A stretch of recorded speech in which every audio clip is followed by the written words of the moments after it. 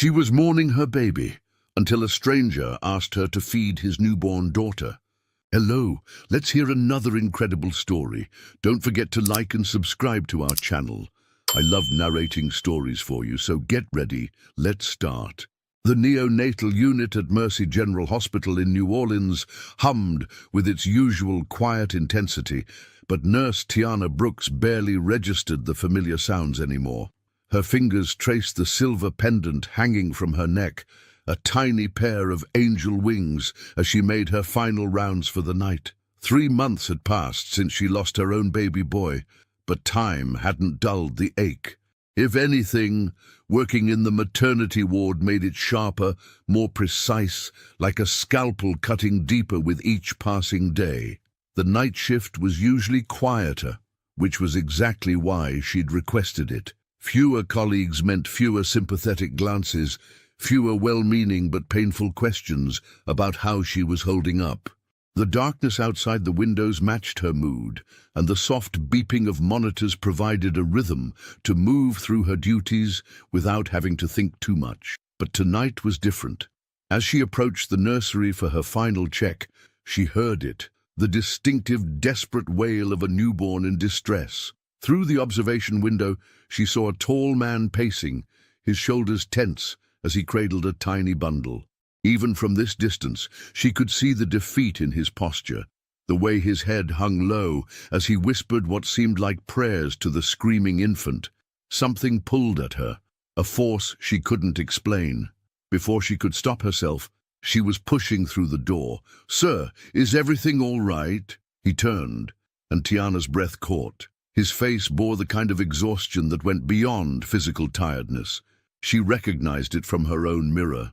Dark circles, shadowed brown eyes that held a wild edge of desperation, and his business suit was wrinkled as if he'd been wearing it for days. "She won't eat," he said, his voice cracking. "They're saying if she doesn't start feeding soon—" He trailed off, unable to finish the thought. Tiana stepped closer, her professional instincts taking over. "May I?" she asked, holding out her arms. He hesitated only a moment before carefully transferring the bundle. The baby was tiny, probably no more than a week old, with skin the color of honey and a shock of dark hair. As soon as she was in Tiana's arms, her cries shifted, becoming less frantic, but no less hungry. "I'm Marcus," he said, running a hand through his disheveled hair. "Marcus Bell, and that's Hope." His voice caught on the name. "Her mother, she's gone. Complications during delivery. And now Hope won't take a bottle, won't take formula. Nothing's working." Tiana felt a familiar pressure building in her chest, the letdown reflex her body still hadn't forgotten, even months after her loss. She'd been avoiding this wing of the hospital precisely because of moments like these, when her body reminded her of what she'd lost, what she could no longer give. But looking at this desperate father and his hungry daughter, something shifted inside her. Before she could second-guess herself, the words were out of her mouth. "I could help." Marcus looked confused. "You've already tried everything the other nurses—" "No," Tiana interrupted, her heart pounding. "I mean, I could feed her." The words hung in the air between them as understanding dawned on his face. "I lost my son 3 months ago," she continued, her voice barely above a whisper. "I still have milk." The silence that followed felt endless. Marcus stared at her, and she saw the conflict play across his features, desperation warring with propriety, need fighting against the strangeness of accepting such an intimate offer from a stranger. Finally, he spoke, his voice thick with emotion. "You would do that?" Tiana looked down at Hope, who had turned her face toward Tiana's chest, her tiny mouth making rooting movements. "Yes," she said simply, surprising herself with how right it felt. She settled into the nearby rocking chair and with practiced movements adjusted her scrubs. The moment Hope latched on, both she and Marcus held their breath. Then, miracle of miracles, the baby began to suck, her tiny fist pressed against Tiana's skin. Tears spilled down Marcus's cheeks as he watched his daughter eat for the first time in days. Tiana felt her own eyes grow wet, but these tears were different from the ones she'd been crying for months. These felt like release, like the first rain after a drought. As Hope nursed, Tiana began humming softly, an old lullaby her grandmother used to sing. The sound filled the quiet room, mixing with the gentle squeak of the rocking chair and Hope's contented suckling. Outside the window, the first hints of dawn began to paint the sky, and Tiana felt something crack open inside her chest. It wasn't healing, not yet, but maybe it was the beginning of something else, something she wasn't ready to name. Marcus pulled a chair close, his eyes never leaving his daughter's face. Neither of them spoke. They didn't need to.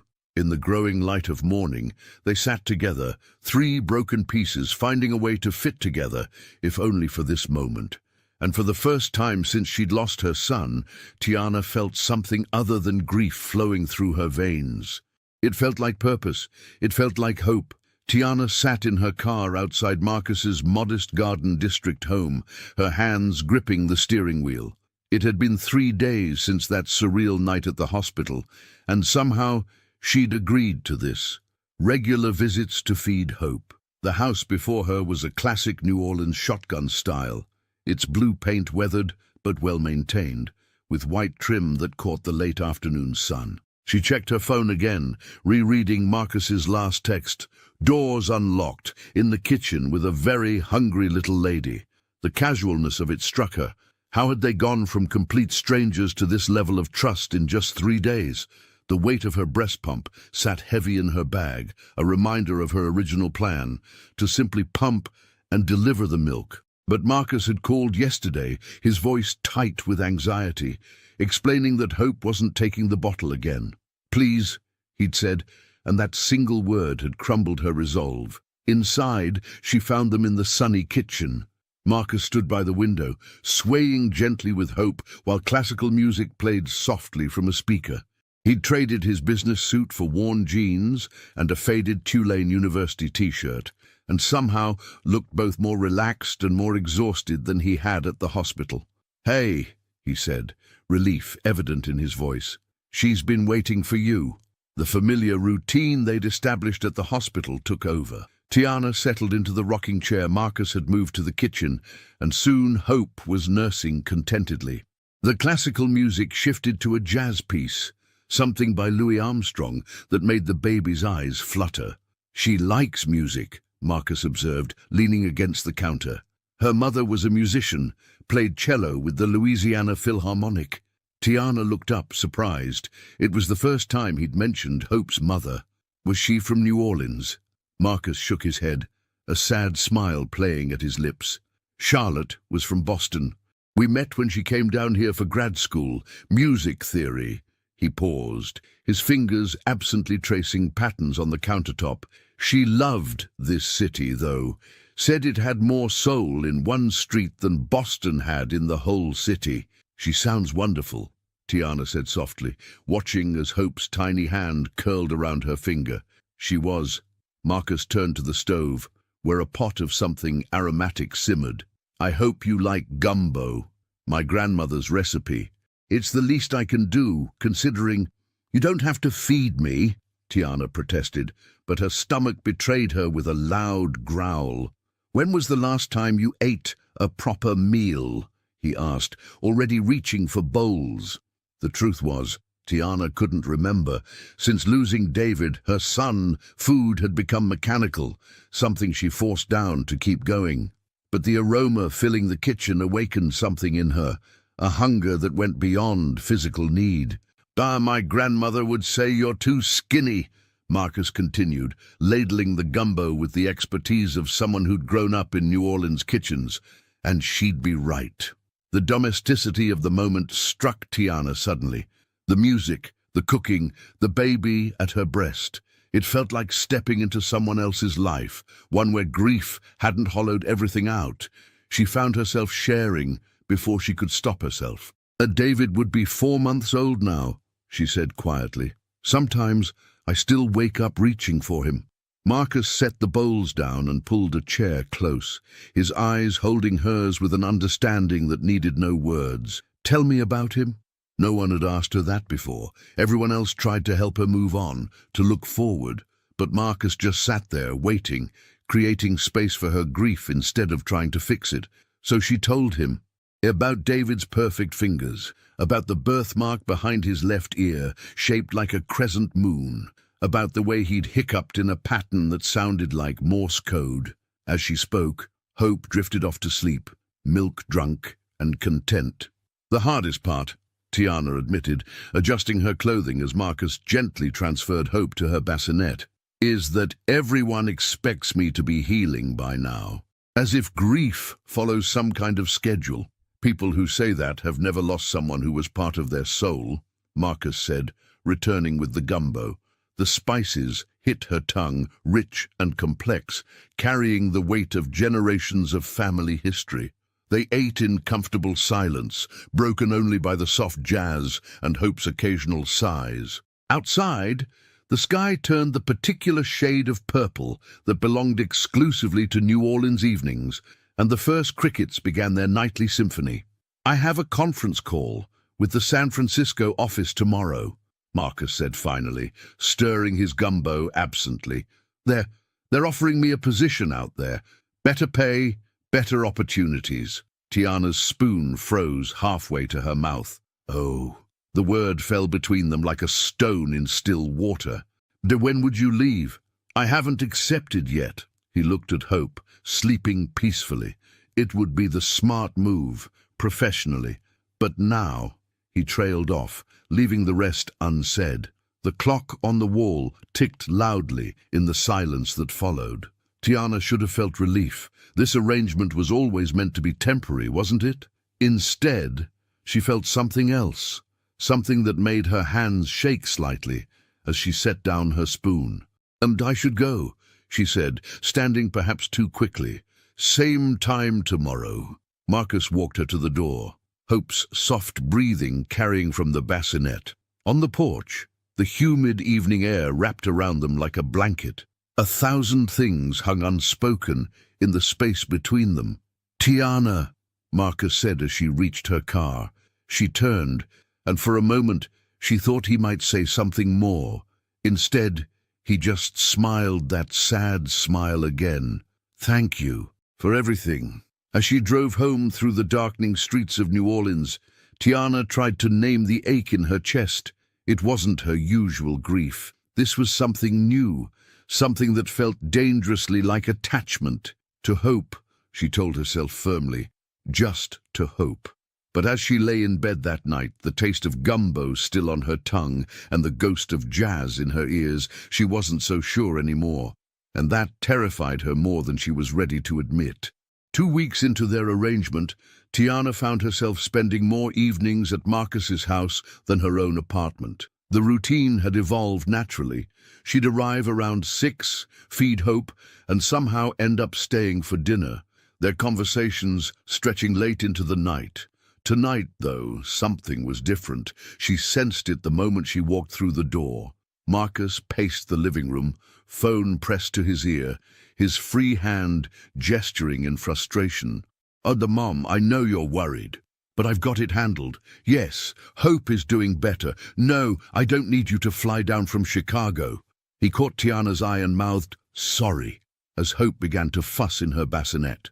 Tiana lifted the baby with practiced ease, settling into what she'd started thinking of as her corner of the couch. The familiar weight of Hope in her arms centered her, even as she tried not to eavesdrop on Marcus's conversation. "Look, I know you mean well," Marcus was saying, his voice strained, "but I can't just pick up and move back home right now. Hope has doctors here. She has—" He glanced at Tiana, then quickly looked away. "She has everything she needs here." When he finally ended the call, he collapsed onto the couch beside Tiana, close enough that she could feel the warmth radiating from his body. The jasmine scent of his laundry detergent mingled with the evening air, drifting through the open windows. "Your mother's worried," Tiana observed softly, adjusting Hope as she nursed. "She thinks I can't handle this alone." He ran his hands over his face. "She doesn't understand why I won't just move back to Chicago, let her help raise Hope." His laugh was hollow, as if I could leave New Orleans now. This was Charlotte's home. It's where hope was born. It's where... He trailed off, but Tiana felt the weight of his unspoken words. It's where you are. Tell me about Chicago, she said instead, steering them towards safer ground. What was it like growing up there? The tension in his shoulders eased slightly as he spoke about his childhood. Winters so cold your words froze in the air. Summers spent at Lake Michigan. His mother's famous Sunday dinners that drew relatives from 3 states away. As he talked, Tiana noticed the way his hands moved, painting pictures in the air, passionate even in simple storytelling. What about you? He asked eventually. Your family's from here? Tiana nodded, shifting hope to her other breast. Born and raised in the 7th Ward. My grandmother still lives in the house where my mother grew up. Makes the best pralines in Louisiana, though she'll never share the recipe. Never? Marcus raised an eyebrow, a playful glint in his eye. I bet I could convince her. I can be very charming when I want to be. Oh, really? The words came out more flirtatious than she'd intended, and a charged silence fell between them. Hope chose that moment to unlatch, letting out a contented sigh. As Tiana adjusted her clothing, Marcus reached for his daughter, his fingers brushing Tiana's arm in the exchange. The touch, though brief, sent electricity through her skin. I've been thinking, he said, his voice carefully neutral as he settled Hope against his shoulder. The San Francisco offer. I'm going to turn it down. Tiana's heart stuttered. Marcus, it's not just because of... He gestured vaguely between them. Hope needs stability right now. And I've been reading about wet nursing in different cultures. Did you know in some societies it creates a kind of family bond? They consider the nursing mother and child to be connected for life. I'm not trying to replace Charlotte, Tiana said quickly, the words burning her throat. I know that. His voice was gentle. Nobody could. But what you're doing for Hope, for us, it's not nothing, Tiana. She stood abruptly, gathering her things. This was dangerous territory. She'd let herself get too comfortable, let the lines blur too much. I should go. Early shift tomorrow. Marcus didn't try to stop her, but as she reached the door, he spoke. We're having dinner at my grandmother's house on Sunday. She's been asking about the miracle nurse who saved her great-granddaughter. He paused. You should come. Tiana froze, her hand on the doorknob. Meeting his family, that would make this real in a way she wasn't sure she was ready for. I don't think that's a good idea. Why not? Because I'm afraid of how right it feels. Because every time I look at you, I feel less broken. Because I'm terrified of loving something I might lose again. The thoughts raced through her mind, but she couldn't voice them. It's just complicated, she managed. Life is complicated, he said softly. Doesn't mean we stop living it. She left without answering, but as she drove home through the familiar streets, his words echoed in her mind. At a red light, she found herself reaching for her phone, pulling up the recent text from her grandmother. Baby girl, it read, when you gonna bring that man and his little one over for dinner? I've been hearing things from Sister Marie at church. Tiana stared at the message, remembering how her grandmother had held her through those first awful days after losing David, how she'd somehow known when to speak and when to just sit in silence. If anyone would understand this complicated tangle of grief and hope and possibility, it would be her. Before she could change her mind, she typed, Sunday. We'll come Sunday. The response was immediate. Pralines are already cooling, baby. Bring them both. That night, as she lay in bed, Tiana realized something had shifted. The walls she'd built around her heart weren't exactly crumbling, but maybe, just maybe, they were developing doors. The question was, did she have the courage to open them? In the darkness of her room, she touched the angel wing pendant at her neck. Her connection to David. What do you think, baby boy? She whispered. Is it okay to let someone else in? The silence that answered wasn't as heavy as it used to be, and somewhere in that lightness, Tiana thought she felt something that might have been permission.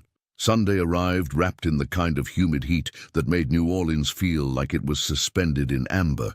Tiana stood before her closet, discarding outfit after outfit, while her grandmother's words from their morning call echoed in her head. "Don't you dare try to show up in scrubs, baby girl." She finally settled on a yellow sundress she hadn't worn since before her pregnancy.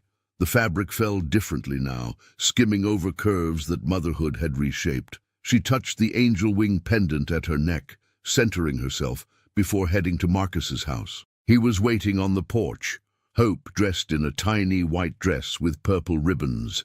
The sight of them together made something flutter in Tiana's chest. Marcus wore dark slacks and a light blue button-down with the sleeves rolled up, looking more put together than she'd seen him since the hospital. "You look," he started, then seemed to catch himself. "Different. Good different." The drive to his grandmother's house was quiet, filled with the weight of unspoken expectations. Hope dozed in her car seat while Marcus navigated the familiar streets of the Garden District. They pulled up to a grand Victorian home, its lavender paint pristine, its wraparound porch dotted with ceiling fans turning lazily in the afternoon heat. "Nervous?" Tiana asked, noticing Marcus's tight grip on the steering wheel. "My grandmother can be intense," he admitted. "She's been asking a lot of questions about you." Before Tiana could respond, the front door opened and an elegant woman in her 70s emerged. Her silver hair was swept into a perfect chignon, and her sundress could have graced the pages of Southern living. "There's my sweet girl," she called out, descending the porch steps with remarkable speed for her age. She reached for Hope, whom Marcus was lifting from the car seat. "And you must be Tiana? I'm Regina Bell, but you can call me Gigi. Everyone does." Tiana found herself enveloped in a warm embrace that smelled of vanilla and expensive perfume. "Thank you for having me, Mrs. Gigi." "Nonsense! You're family now." Regina's words caused both Tiana and Marcus to stiffen slightly. "Anyone who feeds my great-grandbaby is family in my book. Now come in, come in." It's hot as Satan's kitchen out here. The house was a testament to old Southern money, tempered by modern sensibilities. Family photos lined the walls, generations of bells captured in silver frames. Tiana noticed several photos of a younger woman playing cello, her smile bright and infectious. Charlotte. Regina led them to a sunroom where the table was set for afternoon tea, complete with delicate china cups and what looked like enough food for 20 people. "Marcus tells me you're from the 7th Ward," she said, gesturing for Tiana to sit. "Do you know the Robichaud family?" "Yes, ma'am. My grandmother and Mrs. Robichaud are in the same church choir." "Celestine Brooks is your grandmother?" Regina's eyes lit up. "Well, why didn't you say so? Her pralines are legendary, though not quite as good as mine, of course." The afternoon unfolded in a haze of sweet tea, finger sandwiches, and stories. Regina was a natural storyteller, and soon had Tiana laughing at tales of Marcus's childhood mishaps. When Hope began to fuss, Regina shooed them to a comfortable sitting room for privacy during feeding time. "Your grandmother's something else," Tiana said softly as Hope nursed. Marcus smiled, settling beside them on the sofa. "She likes you, I can tell." "How?" "She brought out the good china. And she only pretends to compete with other people's cooking when she respects them." Their laughter was interrupted by Regina's return. She paused in the doorway, something shifting in her expression as she took in the scene before her. Marcus and Tiana on the sofa, Hope nursing contentedly, the three of them looking for all the world like a family. "You know," Regina said carefully, settling into her armchair, "Charlotte loved that sofa. Said it was the perfect spot for reading on rainy days." She reached for a photo album on the side table. "Would you like to see some pictures of her?" Tiana felt Marcus tense beside her, but Regina was already opening the album. "This was her first performance with the symphony," she said, pointing to a photo of Charlotte in a black evening gown, her cello beside her. "And this was the day she and Marcus told us they were expecting." The photos tracked a love story. Charlotte and Marcus at various events, holidays, casual moments caught in candid shots. In each one, their joy was palpable. Tiana's throat tightened, She would have wanted this, you know, Regina said suddenly, her voice gentle but firm. She would have wanted Hope to be loved, to be nourished, to be cared for, by both of you. Mrs. Bell, Tiana began, but Regina held up a hand. I see the way you look at each other when you think no one's watching, the way you move around each other like dancers who've been practicing for years, and I see the guilt in both your eyes. She leaned forward. Love isn't a betrayal of what you've lost. Sometimes it's the only way to honor it. Tears pricked at Tiana's eyes. Beside her, Marcus had gone very still. Now, Regina continued, standing with a rustle of expensive fabric. Who's ready for dessert? I made Charlotte's favorite bread pudding. And Marcus, dear, help me in the kitchen. Let's give Tiana a moment to finish with Hope. As they left, Tiana looked down at the sleeping baby in her arms, then at the photos spread across the coffee table. Charlotte's smile seemed to look back at her, not with judgment, but with something that felt like understanding. Regina's words echoed in her mind. Love isn't a betrayal of what you've lost. Outside, a summer storm was rolling in, the air heavy with promise. Thunder rumbled in the distance, and through the open windows, Tiana could smell rain mixing with jasmine. She thought about David, about Charlotte, about the strange ways grief and love could twine together like vines, creating something new and unexpected from loss. When Marcus returned with dessert, their fingers brushed during the exchange of plates. Neither pulled away immediately, and in that lingering touch was a question neither was ready to ask, but both were beginning to answer. The week after Regina Bell's dinner party brought a heat wave that turned New Orleans into a shimmering mirage. Even the nights offered little relief, the air hanging thick and heavy over the city like a velvet curtain. But it wasn't just the weather making Tiana restless. She'd started noticing things about Marcus she'd been trying to ignore. The way his hand lingered on the small of her back when they passed in his narrow hallway. How his eyes followed her movements when she danced with Hope to old jazz records. The slight catch in his voice when he said her name. Tonight, she arrived to find him in the kitchen, phone in hand, his expression troubled. Everything okay? She asked, setting down her bag. San Francisco called again. He ran a hand through his hair, a gesture she'd come to recognize as a sign of stress. They're sweetening the deal. Corner office, signing bonus, corporate housing for the first 6 months. Tiana's heart squeezed painfully as she lifted Hope from her bouncer. Sounds like an amazing opportunity, she managed, settling into the rocking chair. Ah, it is. Marcus leaned against the counter, watching them. It's also exactly what Charlotte and I had planned before everything changed.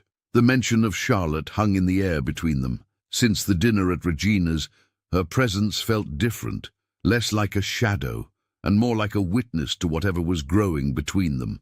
Tell me more about those plans, Tiana said softly, adjusting Hope as she began to nurse. Marcus was quiet for a moment, his eyes distant. We were going to move after Hope was born. Charlotte had connections with the San Francisco Symphony. She was going to teach at the conservatory. He smiled sadly. We had it all mapped out, right down to which farmers, markets we'd visit on weekends. And now, he moved to the window, staring out at the darkening sky. Now I look at those plans, and they feel like someone else's life. Someone else's dreams. He turned back to her. How do you know when to hold on and when to let go? The question hit too close to home. Tiana looked down at Hope, her tiny hand curled trustingly against her skin. I ask myself that every day. Thunder rumbled in the distance, and the first fat drops of rain began to hit the windows. Marcus moved to close them just as a gust of wind sent papers flying from the counter. As he bent to retrieve them, Tiana caught sight of musical notation, Charlotte's handwriting scattered across the floor like fallen leaves. Sheet music, he explained, gathering the pages. Charlotte was composing something for Hope. She never finished it. Before Tiana could respond, a flash of lightning illuminated the kitchen, followed immediately by a deafening crack of thunder. Hope startled, letting out a wail. The lights flickered once, twice, then went out completely. Perfect timing, Marcus muttered, fumbling in the darkness. There are candles in the drawer by the sink. They worked together in the dim light from their phones, Marcus lighting candles while Tiana soothed Hope. Soon the kitchen was bathed in a warm, flickering glow that made everything feel more intimate, more immediate.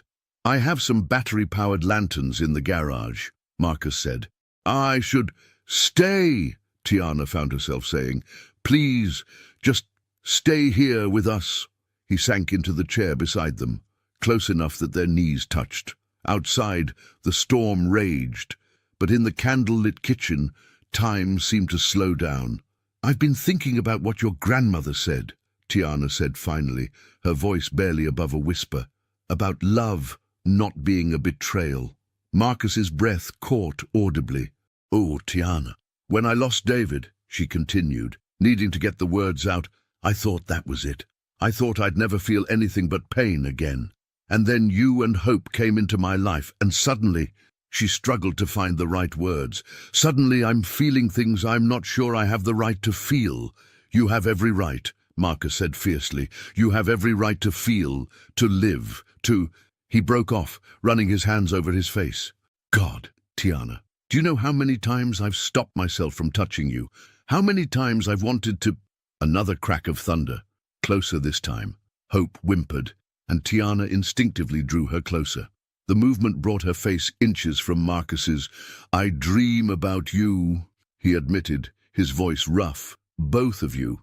And then I wake up feeling guilty because Charlotte would want Hope to be loved." Tiana finished softly, echoing Regina's words. "Abru, not just Hope." The candlelight caught the tears in his eyes, making them glitter like stars. Slowly, giving her time to pull away, he reached out and touched her cheek.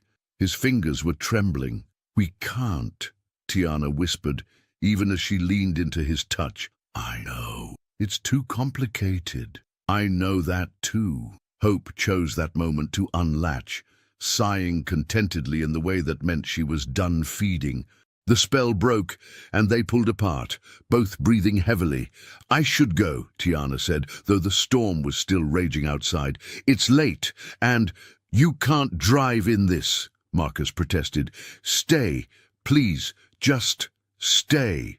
The word "stay" held more questions than either of them was ready to answer, but as another flash of lightning illuminated the kitchen, Tiana found herself nodding. "Okay," she whispered. I'll stay." Neither of them mentioned that the power might come back on at any moment, or that the storm might pass. Neither of them mentioned San Francisco, or Charlotte's unfinished symphony, or all the reasons this was a bad idea. Instead, they sat in the candlelight, watching Hope sleep, letting the storm say all the things they couldn't. And somewhere in the spaces between thunder and lightning, between what was lost and what might be found, something shifted, something that felt dangerously like falling. Tiana woke to sunlight streaming through unfamiliar windows and the distant sound of jazz drifting up from the street. For a moment, she was disoriented. Then the memories of the previous night came flooding back. The storm, the candlelight, Marcus's touch on her cheek. She'd fallen asleep on the couch in Marcus's living room, Hope's bassinet nearby. Someone, Marcus, had draped a soft blanket over her during the night. It smelled like him, that mixture of jasmine laundry detergent and something uniquely his own. The sound of quiet movement in the kitchen drew her attention. She found Marcus at the stove, Hope strapped to his chest in a baby carrier, making what smelled like beignets. The domesticity of the scene made her heart ache. "You cook too?" she asked, her voice still rough with sleep. He turned, and something flickered in his eyes when he saw her, her dress wrinkled from sleep, her hair slightly mussed. "My grandmother insisted all her grandchildren learn, said it was a sin to live in New Orleans and not know how to cook. Smart woman. She also said it was a sin to let someone leave without breakfast." He gestured to the coffee maker. "There's fresh coffee." They moved around each other in the kitchen, with an ease that should have taken years to develop. Tiana poured coffee while Marcus flipped beignets. Hope dozed contentedly against her father's chest. The morning light turned everything golden, making the whole scene feel like a dream, until Marcus's phone rang. He checked the screen and his expression tightened. "I need to take this." "It's San Francisco." Tiana took hope, settling into her usual spot on the couch, while Marcus disappeared into his study. Through the partially closed door, she could hear fragments of conversation. "Yes, I understand the deadline." "No, I appreciate the opportunity. I just need a little more time." Hope stirred, rooting against Tiana's chest. As she adjusted her dress to nurse, her eyes fell on a framed photo she hadn't noticed before. It showed Charlotte, heavily pregnant, sitting at a grand piano. Her hands were poised over the keys, but she was looking at the camera, at Marcus, with such love it made Tiana's chest hurt. The study door opened, and Marcus emerged looking troubled. "They want an answer by the end of the week." "Oh." Tiana focused on Hope, avoiding his gaze. "That's soon, Tiana." The way he said her name made her look up. He was standing in the middle of the room, looking lost. "About last night?" A sharp knock at the front door interrupted him. Through the decorative glass, they could see the outline of an elegant woman. "Marcus, are you home? The neighbors said your car was here." The color drained from Marcus's face. "It's my mother." Before either of them could move, the door opened. Apparently, Marcus's mother had a key. Barbara Bell swept into the living room like a cool Chicago wind, dressed impeccably in a cream linen suit despite the New Orleans heat. She stopped short at the sight before her. Tiana on the couch nursing Hope, Marcus in rumpled clothes from the night before, the remains of their almost breakfast visible in the kitchen. "I see," Barbara said, her voice arctic. "So this is why you won't consider moving back to Chicago, Mom. And you must be the nurse I've heard so much about." Barbara's eyes swept over Tiana, lingering on Hope at her breast. Though I wasn't aware the arrangement had become quite so intimate, Tiana felt her face burn. She wanted to cover herself, to run, but Hope was still nursing, and she couldn't disturb her. "This isn't what you think," Marcus started, but Barbara cut him off. "What I think is that my son is still grieving his wife, and someone is taking advantage of that vulnerability. Mrs. Bell," Tiana found her voice, though it shook slightly, "I would never—" "Tell me, dear." Barbara's smile was razor-sharp. "Do you make a habit of spending the night at your patients' homes, or is my son special?" "That's enough." Marcus's voice cracked like a whip. "You don't get to come into my home and insult someone who has been nothing but a blessing to Hope, to both of us." "A blessing?" Barbara laughed, but there was no humor in it. "Charlotte hasn't been gone 6 months, Marcus. Her side of the bed is probably still warm, and you're already—" "Stop!" Marcus's hands were shaking. "You don't get to use Charlotte as a weapon." She would have understood. She would have wanted her daughter to be raised by family," Barbara interrupted, "not by some stranger playing house with her widowed husband." The words hit Tiana like physical blows. Hope, sensing the tension, began to fuss. Tiana quickly adjusted her clothing, fighting back tears. "I should go," she whispered, passing Hope to Marcus. She gathered her things, moving on autopilot. "Tiana, wait." Marcus reached for her, but she stepped back. "Your mother's right about one thing," she said softly. "This has become complicated. Maybe we need to rethink things." "What are you saying?"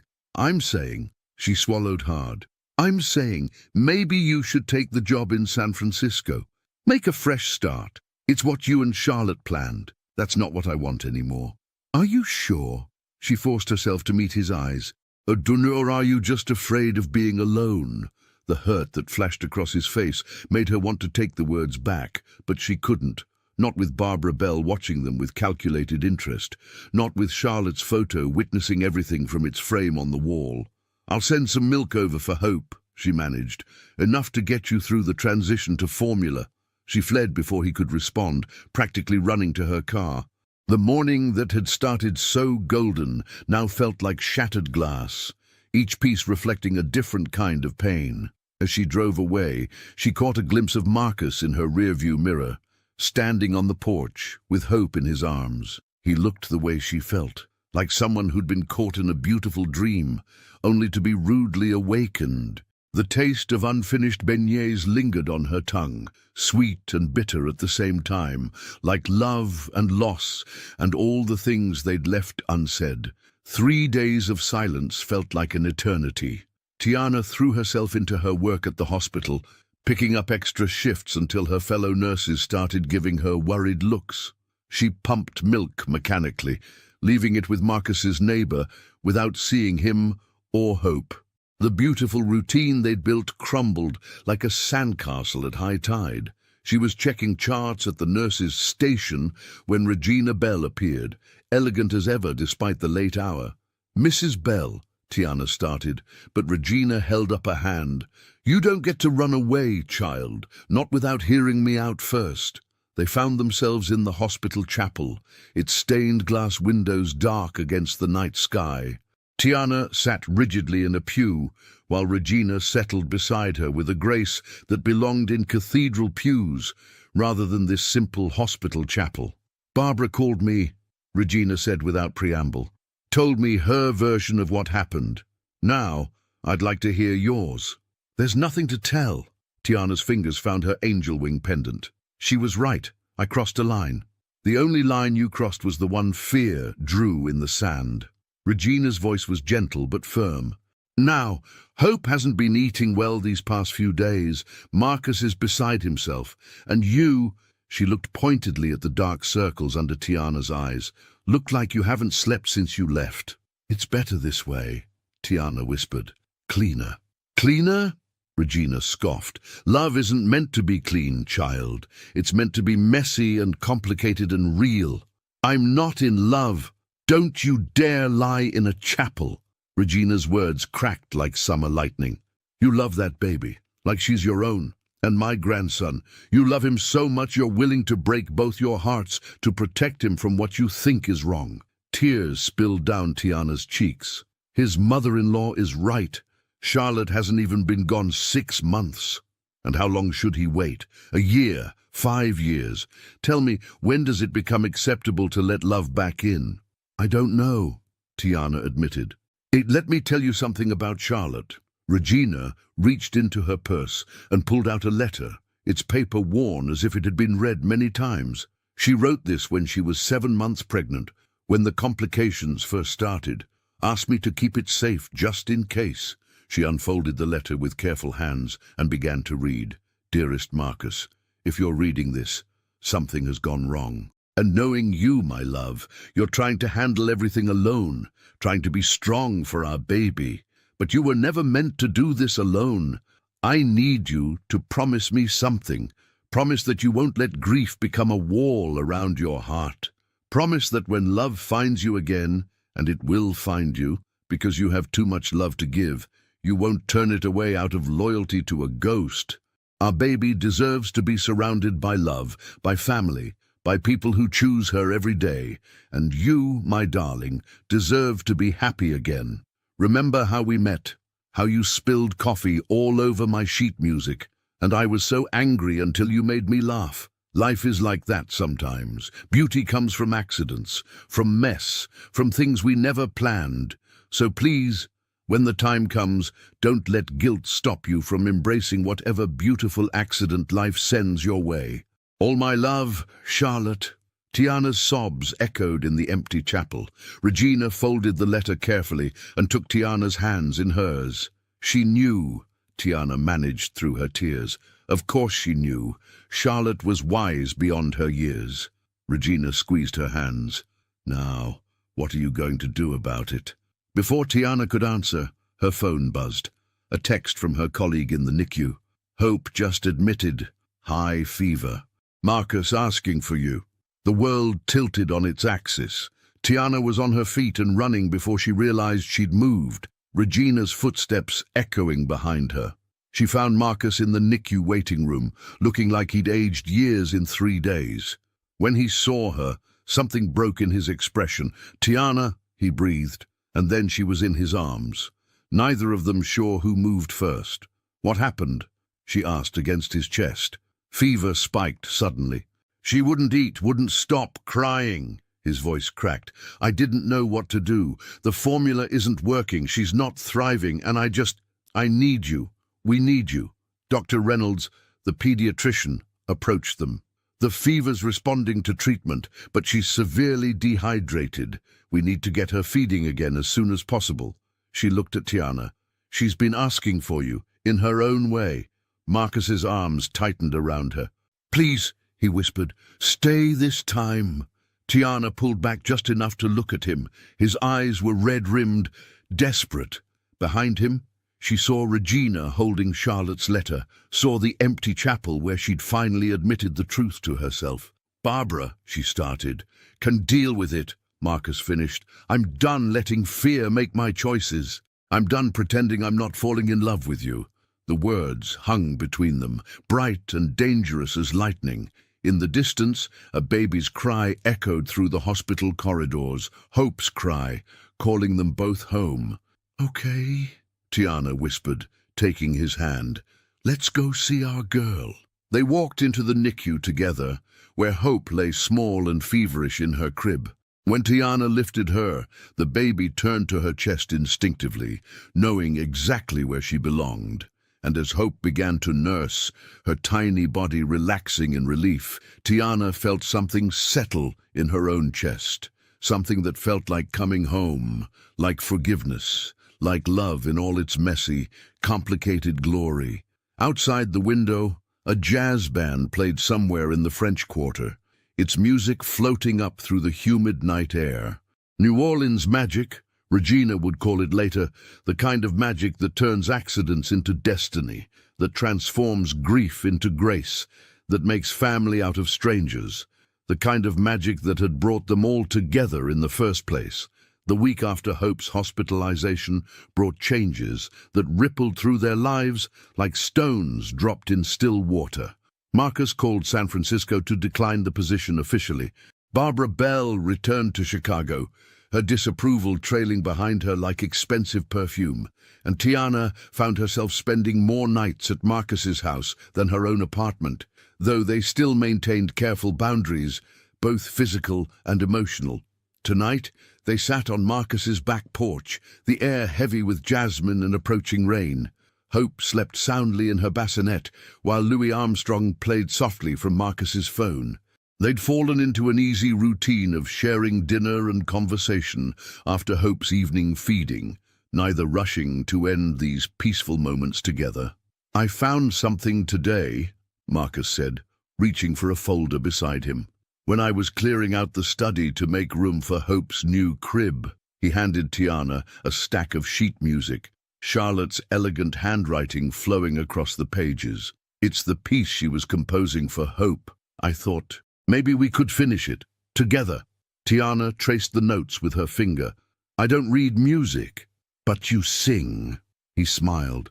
"I've heard you with Hope. That lullaby your grandmother taught you, it's beautiful.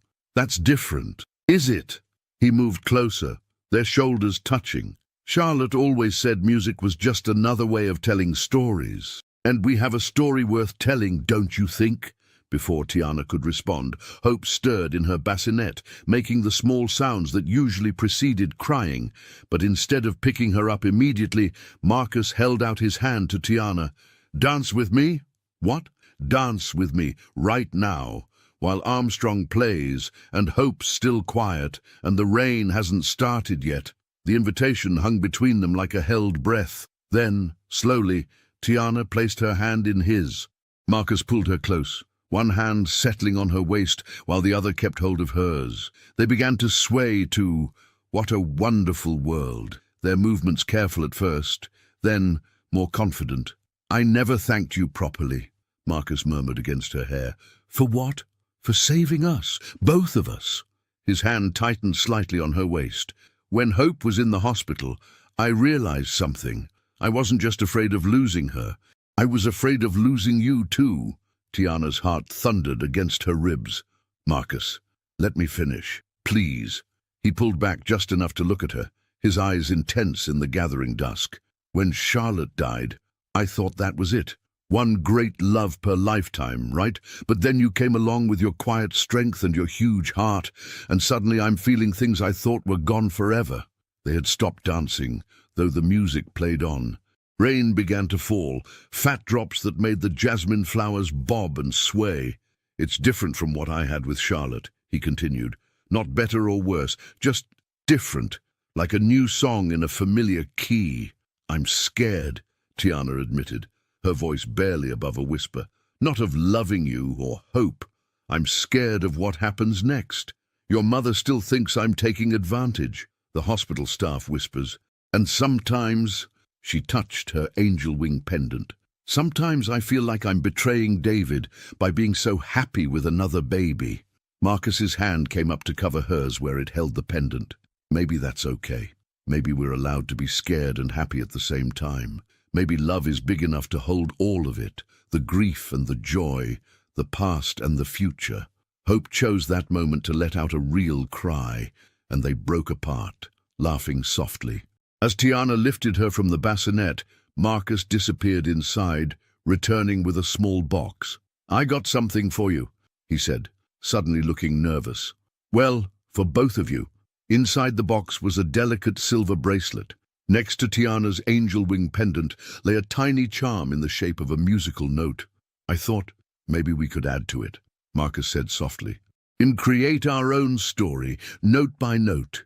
Tears blurred Tiana's vision as Marcus fastened the bracelet around her wrist. Hope reached for the charm, her tiny fingers wrapping around it as if she understood its significance. The rain fell harder now, driving them inside. In the living room, Marcus pulled out Charlotte's old piano bench and lifted the lid, revealing a collection of sheet music and photographs. "I want to show you something else," he said, pulling out a photo album.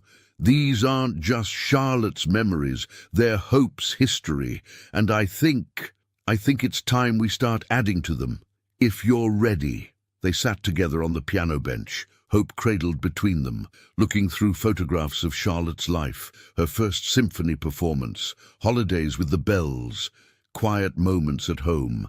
But instead of feeling like an intruder in these memories, Tiana felt welcomed into them, as if Charlotte herself was making space for this new chapter in their story. "There's one more thing," Marcus said, reaching into the bench again. He pulled out an envelope addressed to Hope, Charlotte's handwriting unmistakable. "I've been saving this for when she's older, but I think you should read it too." Before he could hand it to her, a crash of thunder rattled the windows, and the power went out. Hope began to wail in earnest, and the letter slipped from Marcus's hands in the darkness, sliding under the piano. "Hold that thought," he said, fumbling for his phone's flashlight. "And let me find some candles." As Marcus moved through the dark house, Tiana held Hope close, humming their favorite lullaby. Outside, the storm raged, but in here, in this moment suspended between what was and what could be, she felt something settling into place, something that felt like family, like future, like home. The letter could wait. They had time now, time to build something new while honoring what came before. Time to learn each other's rhythms, to create their own melody. Time to learn how to dance in the rain. The autumn air in New Orleans carried the first hint of coolness as Tiana walked into the Louisiana Philharmonic Orchestra Hall. Hope, now 6 months old, was dressed in a tiny purple dress that matched the flowers on Tiana's sundress. They were there for a special performance, Charlotte's unfinished symphony, completed at last through an unexpected collaboration. "Odeep, there's my girls," Marcus called, meeting them in the lobby. He was dressed in a dark suit, his usual casual demeanor replaced by nervous energy. He kissed Tiana softly, then took Hope, who reached immediately for his tie. "The musicians are ready," he said. "Regina's already inside with the rest of the family." The word family caught in Tiana's chest. Over the past months, they'd been carefully building one piece by piece, like a complex musical arrangement. But tonight would make it public, official in a way that both thrilled and terrified her. They found their seats in the front row. Regina was there, elegant as always, along with several members of the Bell family. But the real surprise was in the seat next to Regina, Barbara Bell, who had flown in from Chicago specifically for this performance. Barbara's eyes fixed on their joined hands. On the way, Hope reached for Tiana, even as she sat in Marcus's lap. Her expression was unreadable. "Before we begin," the conductor announced, stepping to the microphone, "I'd like to share the story behind tonight's piece." Hope's lullaby was begun by our dear departed Charlotte Bell and completed by her husband Marcus, with inspiration from, he checked his notes, a traditional New Orleans lullaby contributed by Tiana Brooks. Tiana felt Marcus's hand tighten around hers. They'd spent countless nights working on this, Marcus at the piano, translating Tiana's grandmother's lullaby into classical notation, weaving it through Charlotte's original composition like a golden thread through tapestry. The music began softly, Charlotte's original melody flowing like a river. Then, gradually, the familiar notes of Tiana's lullaby began to emerge, not competing with Charlotte's theme, but dancing with it, creating something entirely new. Hope, who had been fussy, suddenly grew still, her eyes wide as she recognized the melody. When the cello took up the main theme, Charlotte's instrument, Tiana felt tears slip down her cheeks. In the midst of the performance, a movement caught her eye. Barbara Bell was wiping her own eyes, her rigid posture softening as she watched Hope respond to the music. The piece built to its climax, both melodies now fully intertwined, neither diminishing the other. As the final notes faded, Hope let out a delighted laugh that echoed through the hall, breaking the spell of silence. The audience burst into applause. Afterward, at the reception, Barbara approached them. She stood stiffly for a moment, then spoke. "I found something in Charlotte's papers," she said, pulling out an envelope. "It's dated 2 weeks before." She trailed off. "Well, I think you should read it." It was the letter that had slipped under the piano during the storm, months ago. Together, they read Charlotte's words to her daughter. "My dearest Hope, by the time you read this, you'll have grown into a remarkable young woman, shaped by love, not just mine, which will always be with you, but by all those who choose to love you throughout your life. I don't know what the future holds, but I know this. Love multiplies. It doesn't divide. Every person who loves you adds their own note to your life's symphony. Some may be with you for just a movement, others for the entire piece. Each one matters. If you're lucky enough to have found more love, more family than you started with, embrace it. Let it make your song richer, fuller, more beautiful. With all my love, Mama." Barbara's hands trembled as she took the letter back. "I've been wrong," she said quietly, "about so many things, but mostly about you, Tiana." She looked at Hope, who was playing with Tiana's bracelet, the musical note charm catching the light. Charlotte would have loved this, all of it. Before Tiana could respond, Hope reached for her, clearly ready to nurse. Without thinking, Tiana adjusted her dress. It was only when she noticed Barbara watching that she hesitated, but Barbara surprised her again. "Go ahead," she said softly. "She needs her mother." The word hung in the air between them like a benediction.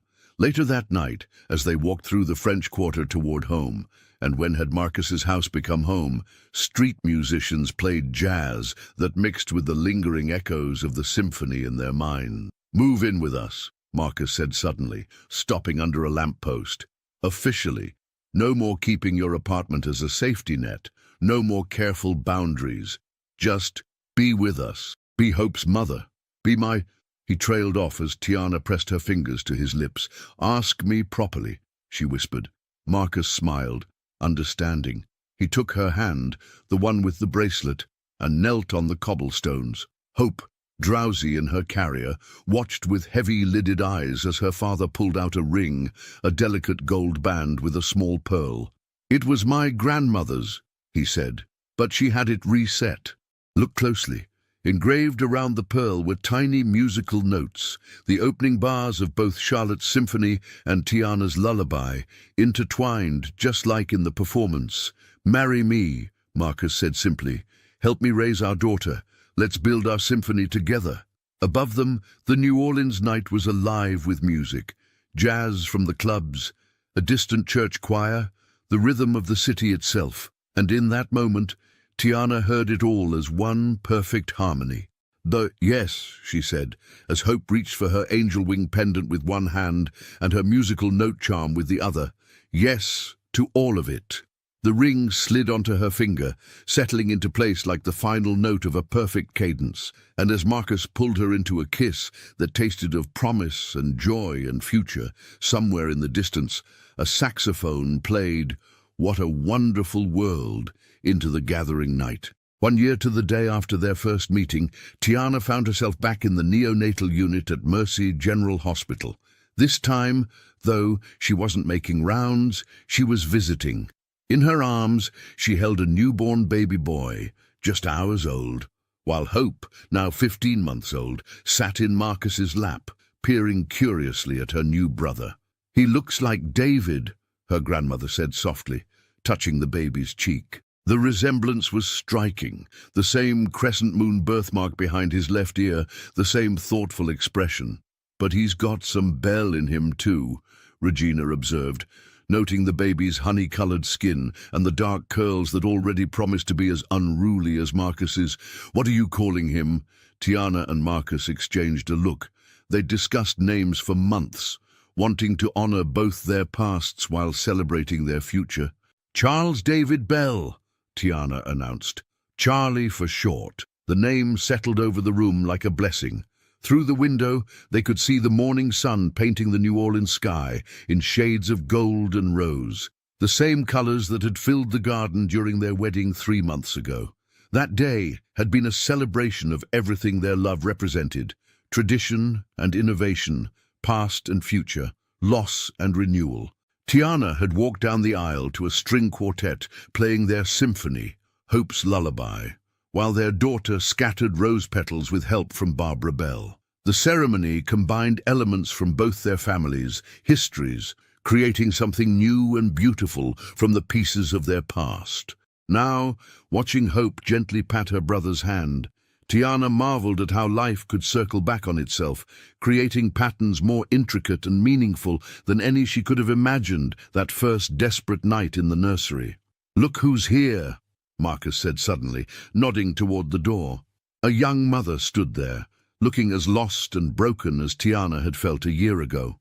Her baby, barely a week old, wouldn't take a bottle, and the desperation in her eyes was all too familiar.